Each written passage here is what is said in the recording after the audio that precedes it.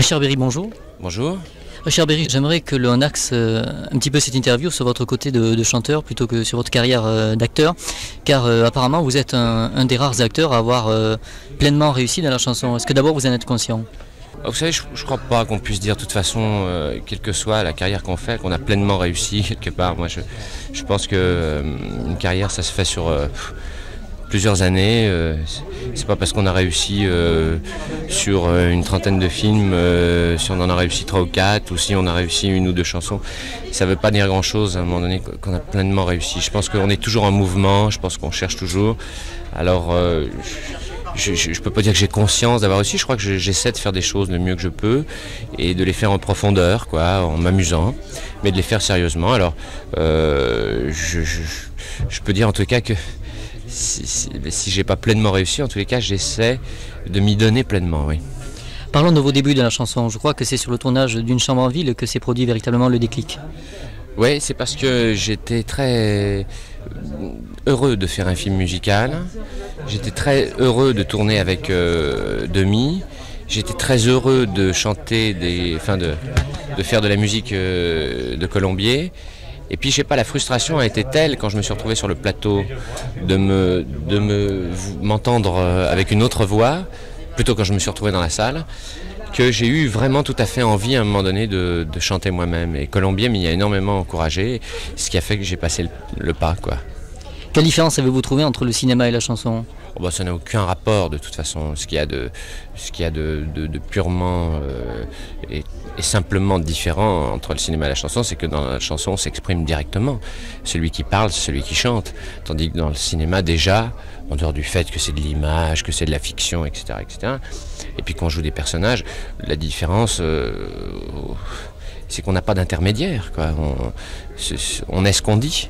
Tandis que dans le cinéma, on a toujours des filtres. C'est le sujet, l'histoire, le personnage. On ne s'exprime jamais directement, complètement. Entre les titres de chanteur et d'acteur, quel est celui que vous revendiquez le plus? D'abord et avant tout celui d'acteur. Parlons de la conception de votre premier album, Visiteur. Comment s'est-elle faite? Et vous avez, tout au long de cet album, abordé des thèmes qui ont trait à l'amour. Est-ce que vous pensez toujours faire des chansons qui ont ce thème, malgré l'évolution des textes ces dernières années? Moi, je pense que, de toute façon, l'amour, c'est toujours c'est un sujet essentiel, universel, international, intemporel, et que, de toute façon, on ne peut parler que d'amour, quelle que soit la façon dont on en parle.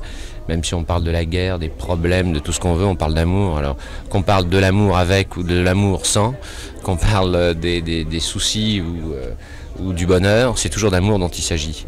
Et je pense que je vais faire mon 3e album parlera d'amour, mais c'est peut-être d'un amour plus en voyage, quoi. C'est un amour à travers le monde, c'est un amour dans des continents différents, dans des cultures différentes, donc ça va inspirer des musiques différentes. C'est un amour sur des souffrances aussi, sur des injustices. C'est un amour qui va être raconté complètement différemment, quoi. À la sortie de votre premier album, vous avez déclaré dans une interview accordée au magazine numéro 1 que l'idéal du couple était en voie de disparition. Alors, quel est le commentaire composé de cette déclaration? Je pense que oui. Je pense que l'idéal du couple est tout simplement parce que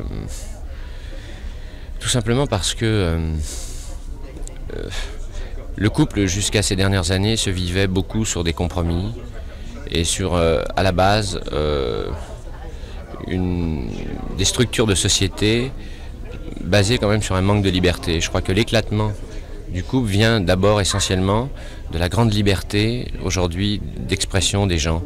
D'abord la liberté de dire j'en ai marre, la liberté de dire je supporte plus ça, la liberté sexuelle, la liberté dans tous les sens. Alors cette liberté qu'on a voulu se donner, que les hommes ont voulu se donner, que les femmes aussi, beaucoup ont voulu se donner, cette indépendance, cette liberté d'expression aussi, cette liberté aussi de loi, a fait que finalement, dès qu'il y a une petite saturation quelque part, dès qu'il y a une petite fatigue, c'est très facile de mettre un terme à tout. Donc cette fameuse notion du couple idéal qui se vit comme ça sans problème me paraît de plus en plus repousser ses limites. Et à partir du moment où elle repousse ses limites, c'est quelque chose qui peut se vivre, mais à moyen terme, à court terme ou à moyen terme. Mais le couple idéal, quand même, dans la tête de tout le monde, ça reste celui qui reste ensemble toute sa vie. Et je crois que c'est là que ça commence à changer, quoi. C'est que ça me paraît... On va pouvoir vivre plusieurs histoires d'amour. Il va falloir accepter, je crois, que l'amour et le couple ne pourra se vivre que comme ça, peut-être 2, 3 fois dans toute une vie. Et à partir du moment où on aura accepté ces données-là, peut-être qu'on vivra calmement ces histoires, ou qu'on appréhendera plus facilement le couple. Pour l'instant, ça devient très problématique parce que tout est douloureux, tout est épouvantable. On a l'impression d'avoir raté sa vie dès qu'une histoire s'arrête, même si elle s'arrête au bout de 10 ou 15 ans. Dans votre premier album, beaucoup ont aimé le titre J'aime les gens. C'est une chanson autobiographique? C'est une chanson très autobiographique, ouais. Parce que je pense que, je le dis souvent, toutes les fautes sont pardonnables, pour ce qui me concerne, dès l'instant où elles viennent et où on les fait par amour, où elles viennent d'un excès d'amour, d'une erreur qui vient d'amour. Et je dis ça dans la chanson. J'aime les gens qui peuvent écrire Zaza je t'aime, des mots sales et des petits poèmes en graffiti dans la rue. J'aime les gens, disons, qui sont capables de faire des folies, des conneries, des imbécilités, mais par amour. Les gens qui traversent la France en une nuit, les gens... Et je crois que si on s'abandonnait beaucoup plus à ces espèces de folies, entre guillemets, parce que je pense, moi, que ce ne sont pas forcément des folies, je pense que c'est au contraire la libre expression d'un sentiment qui se vit d'une façon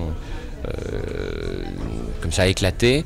Je pense que ce serait mieux. Je pense que ce serait beaucoup mieux si les gens ne se censuraient pas eux-mêmes quant à l'amour qu'ils éprouvent ou la sensation physique même qu'ils peuvent éprouver sur l'amour.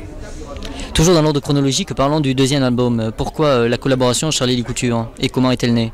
J'adore Charlie depuis toujours. J'ai à peu près depuis qu'il a débuté, j'ai tous ses disques, même le pêcheur, là, le pêcheur d'ombre, je ne sais plus comment ça s'appelait.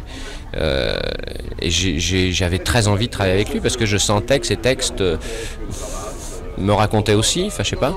Et je pensais qu'on s'entendrait très bien et je crois pas que je me suis trompé parce qu'on a eu une entente absolument fabuleuse et que je crois qu'il a bien aimé travailler avec moi. Alors voilà, c'est tout, c'est simple.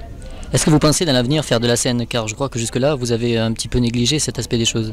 Je ferai de la scène, mais quand je serai, enfin disons, quand j'aurai la sensation d'avoir trouvé vraiment le style de ce que j'ai envie de faire. Il y a quelques jours, vous avez été avec quelques autres artistes manifester devant Matignon contre la privatisation de TF1. Je crois que c'est la première fois que vous prenez position comme ça. Je pense que c'est très dangereux pour un tas de points de vue. Et c'est là où, oui, c'est là où j'ai senti qu'il fallait que je m'investisse là-dedans. C'est dangereux pour la culture, c'est dangereux pour la télévision, c'est dangereux pour les Français. Très bien, je vous remercie.